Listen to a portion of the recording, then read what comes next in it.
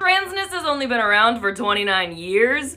Okay, baby boy, let's play. The US's earliest known trans advocacy group was in 1895, nearly 130 years ago. It was called the Circle of Hermaphroditos. Now, 130 years still isn't very long into human history, but it sure as hell trumps your 29 years. So let's go back a little further and leave the US. In Italy, in the early 1800s, we see the appearance of the word femminillo. A femminillo described a person who was assigned male at birth, who lived their life out as a woman and got married to men as a woman. But why don't we take it 400 years earlier than that? In the 1400s in Albania, we get the word bernesho, which describes someone who was assigned female at birth and wore male clothing and was a masculine person for the rest of their life. Let's go back 400 years earlier than that, to the 1200s. In Egypt, a group of people known as the Mamluk would recognize female porn people with masculine traits and then dress them up as sons for the rest of their lives, and they would be treated as men with male privileges and have wives. But let's go back 1600 years earlier than that, in 400 BCE! In ancient Greece, there were people who lived androgynously as prophets and healers, and they were called the Enrai people. But let's go back even earlier than that, to as early as 7000 BCE. Dating back to the oldest ancient history we have, we see depictions of people who either contain characteristics of both sexes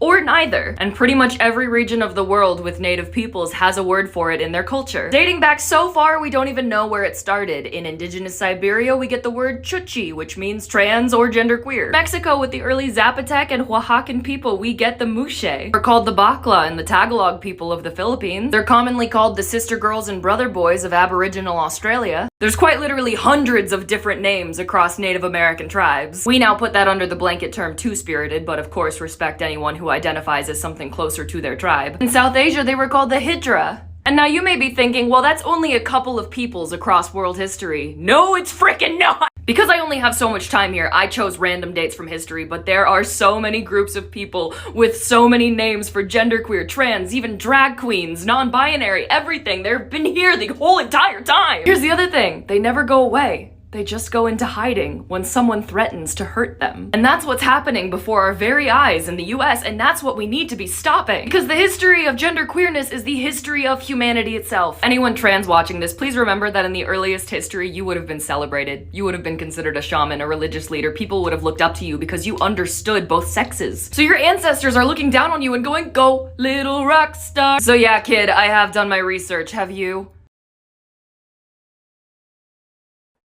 Good news, everyone! Tonight, survival tips. Trump gets schooled, ongoing rallies for trans rights, and more. Good news starts right now.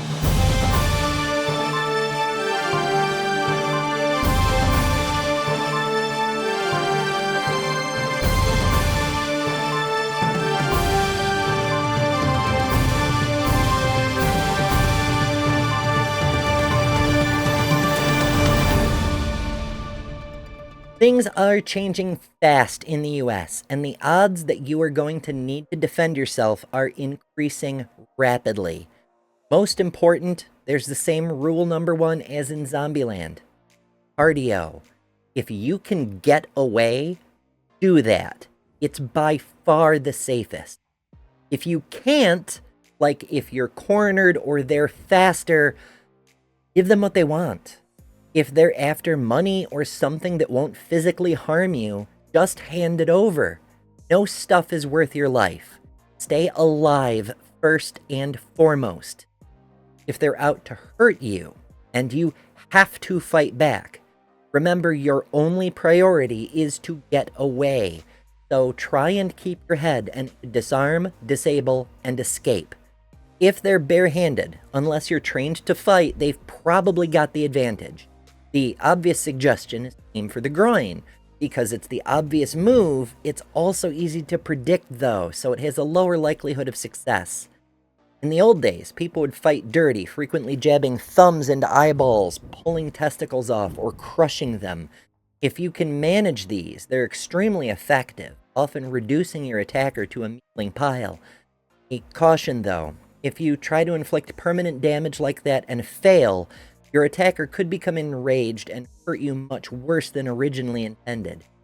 Sometimes that doesn't matter, but other times it does, so try to keep a clear head and think tactically. I do not recommend carrying a knife for self-defense. Unless you've trained to fight with one, the odds are high your attacker will take it away from you and use it against you. If you do carry something, go for a spray or stun device, preferably with range. That said, there are tools available to be more effective in a fight. Many people have said it, but it bears repeating. Putting your keys between your fingers gives you a small improvised weapon, and wrapping your fingers around a key fob or something similar is the next best thing to brass knuckles. In the old days, we'd use a roll of quarters. The extra support makes it far less likely that you'll break a bone when hitting as hard as you can. If they attempt a chokehold, depending on position, sometimes you can bend over and flip them off of you.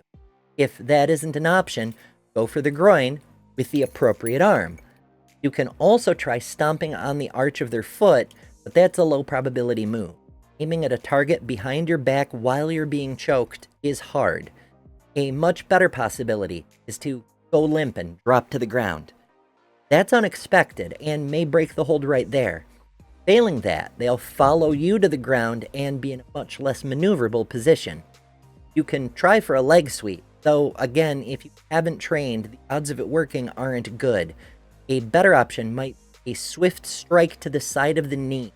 It only takes 15 pounds of force to blow out a knee joint from the side, well within range for an average kick. If you can get the angle, a side hand strike to the Adam's apple can cause them to lose their wind, incapacitating them long enough to get away.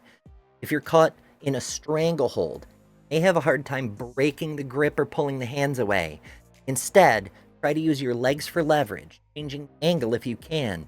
If you have to deal with the grip itself, try to dig your thumbs into the inner arm area just above the wrist. That's where a lot of tendons are, and if you can bruise them, it'll make it a lot harder to maintain that grip. If they use a hammerlock, pulling your arm up behind your back, there are a few different moves you can use. The key is to be aware that the lock is putting pressure on your shoulder, so if you step to the side being held, it'll free up just a little bit of flex. From there, you can try to get one leg behind one of theirs and attempt a scissor to knock them down and break the hold that way. If they weigh a lot more than you, though, that might not work. Another option is reach up and behind with your free arm, get that arm around their neck, and drop. That will bring them with you, protecting your joint and giving you the room to move and get out of the hold. If you want to learn more about hand-to-hand defense, I recommend taking a class. Brazilian Jiu-Jitsu is especially useful at effective ways to break out of holds. Most of all, remember your ultimate priority is to get away. Whatever it takes, stay alive. Next, Trump's executive order demanding discrimination rejected by schools nationwide.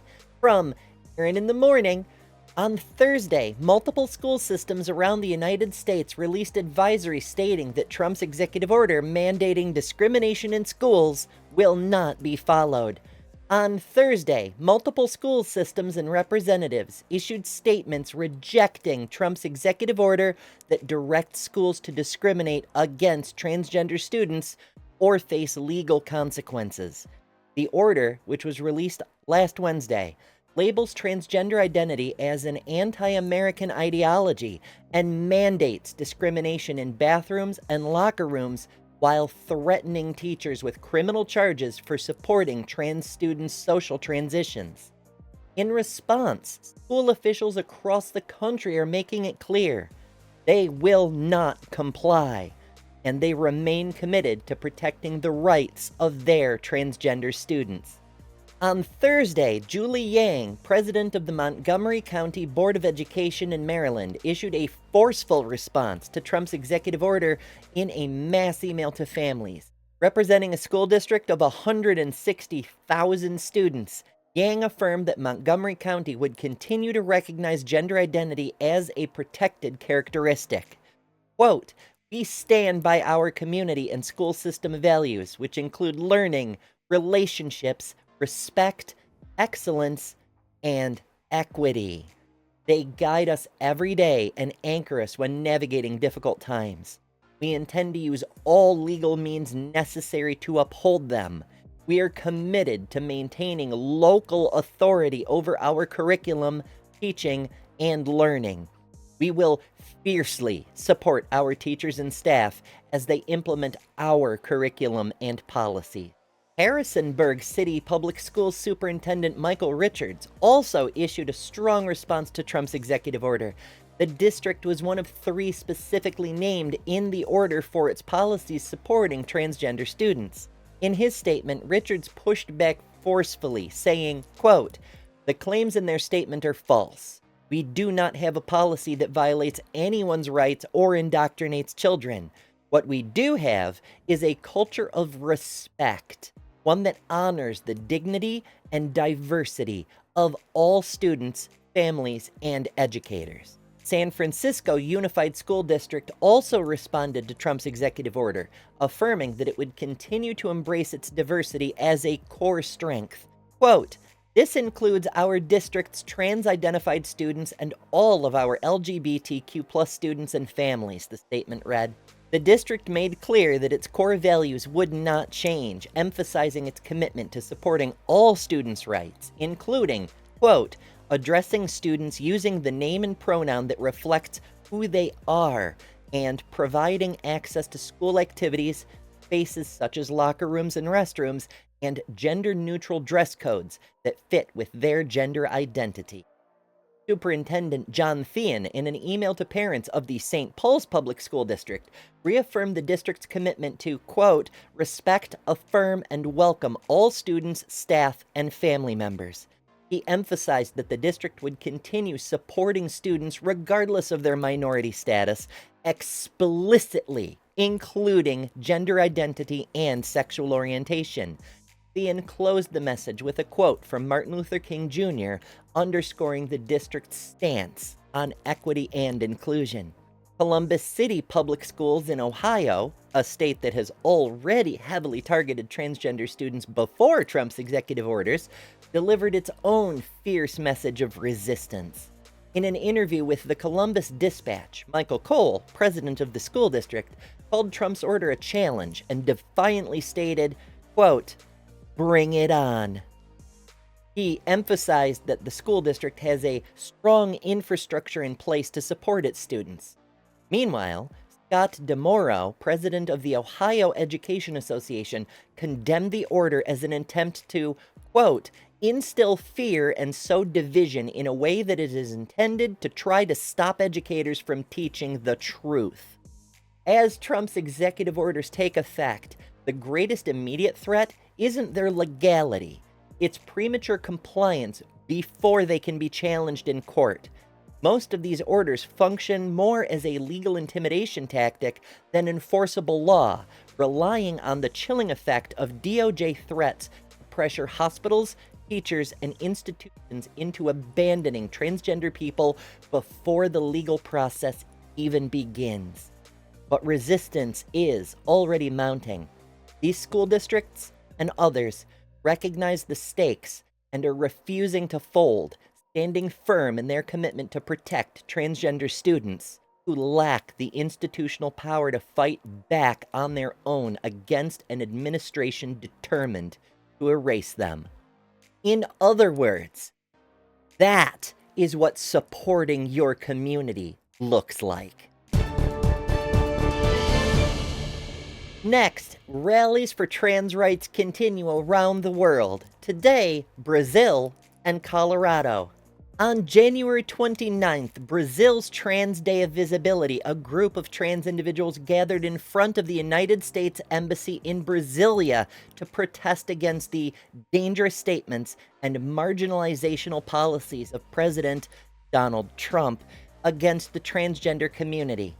In interviews, protesters said, quote, "When a president, upon taking office, labels a social group as the enemy of a nation," which is what he did, "it has an echo not only in the United States, but around the world.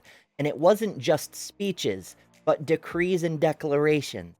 This is the start of a policy to distance trans people within American society." Another protester said, "For the world, the message is that here in Brazil, we will not allow this type of policy to take hold again. We have been ranked for 14 years as the country that kills the most transgender people. we will have to focus on mental health because unfortunately, a small comment can cost a life. We're fighting to reinstate hate speech protections.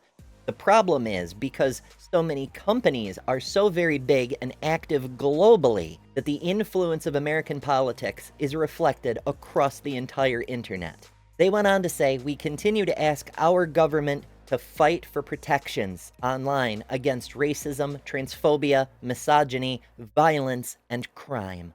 As communities across the United States continue to rally over concerns with some of the new actions by the Trump administration, including direct threats against the LGBTQ+ community, a coalition of Colorado Springs activists held a rally to march for transgender rights. One attendee, Cheyenne Demure, said, quote, "It's scary to me because I know how many are going to end up unaliving themselves because they don't think they're safe anymore." Other members of the GSM community say they are living in fear of the Trump administration. Quote, "We are gathering here today to raise objection to President Trump's executive orders that target and attack trans individuals for being who they are, for their identities as LGBTQ+ people," said Joseph, who is an event organizer. Kiera Kelly, another event organizer, said, quote, "This community is definitely feeling fear. A lot of people are scared, nervous, not exactly sure what to expect." The Colorado Springs event took place at Acacia Park to serve as a statement of solidarity, demanding protections for transgender people. Quote, "We're gathering together to say that we're here. We're supporting our trans siblings, making sure that their voice is being heard and they're welcome in our community, and that they're not going to fight through this alone. They have people standing beside them who are wanting to make a change," Joseph said. During this time of uncertainty, members of the Colorado Springs GSM community have one united message. The youth are our future. They have the right to be exactly who they are, and we have to respect them. Organizers also want to spread the reminder that anyone struggling can call 988 within the United States for immediate help, and additional protests are expected across the United States this coming weekend. Next, an update on the transgender prisoner who filed suit against the Trump administration over the executive order concerning prisons. A U.S. judge has temporarily blocked federal prison officials from transferring a transgender woman to a men's facility and denying her access to gender-affirming care in accordance with the executive order issued by President Donald Trump, her lawyers said on Thursday. The temporary restraining order was issued by U.S. District Judge George O'Toole in Boston on Sunday, while the inmate's case was sealed in what appears to be the first lawsuit challenging an order Trump signed on January 20th, his first day back in office, targeting what he called gender ideology extremism. Trump's order directed the federal government to, among other things, house transgender women in men's prisons and cease funding for any gender-affirming medical care for inmates. The lawsuit, filed the following Sunday by the inmate known by the pseudonym Maria Mo, was soon after sealed. O'Toole, an appointee of Democratic President Bill Clinton, lifted the seal on Thursday as a hearing was underway on whether he should grant her further relief. Her case was filed by lawyers at two GSM rights groups, including GLBTQ Legal Advocates and Defenders, or GLAD, which, after the case was unsealed, confirmed that O'Toole had on Sunday issued a temporary restraining order that will remain in place while he considers whether to issue a longer-lasting injunction. The judge's order requires prison officials to keep the inmate in the general population in a women's facility and maintain her medical care, GLAD said. Jennifer Levi, a lawyer for the inmate at GLAD, called it a relief her client is, quote, "staying put for now." Judge O'Toole is still considering whether to issue a longer preliminary injunction. 3 other transgender women in prison filed a similar lawsuit on Thursday in Washington, D.C., also challenging Trump's policy directives. The U.S. Attorney's Office in Boston declined to comment. Mo's lawyers said that a day after Trump signed his order, officials with the Federal Bureau of Prisons informed her that she was being transferred from a women's prison to a men's facility, exposing her to an, quote, extremely high risk of harassment, abuse, violence, and sexual assault. It should be noted that statistics have been collected on incidents affecting transgender women, particularly with regards to sexual assault and worse, and 88% of trans women who are housed in men's facilities are assaulted. Mo's lawyers said that the Bureau of Prisons switched how it publicly identified her from female to male, and had been poised to cut off the inmate's access to hormones she has taken since she was a teenager to treat her gender dysphoria. Her lawyers argued that Trump's executive order discriminated based on sex in violation of the plaintiff's due process rights under the U.S. Constitution's Fifth Amendment. It should also be noted, as previously reported on the Transpositions, this violates a number of other laws, including the Eighth Amendment protection against cruel and unusual punishment. As the case continues to move through the courts, at least Mo is relatively safe for now. If you enjoy content like this, be sure to subscribe. Transpositions Weekly is the first and only weekly trans news show in the universe, and we need your support to keep this show going. Contribute at patreon.com/thetranspositions. Spread the word all over social media to let people know we're here, and tell us what stories matter to you by joining the community on Discord. Discord, of course, is where the memes live, and our meme of the week was posted by Jester. And if you want human rights for all humans shoved down your throat, join us. Also, if you have good news concerning trans people you'd like to see reported on, you can tell us about that in the Discord as well. For the Transpositions, I've been Ember Belrad.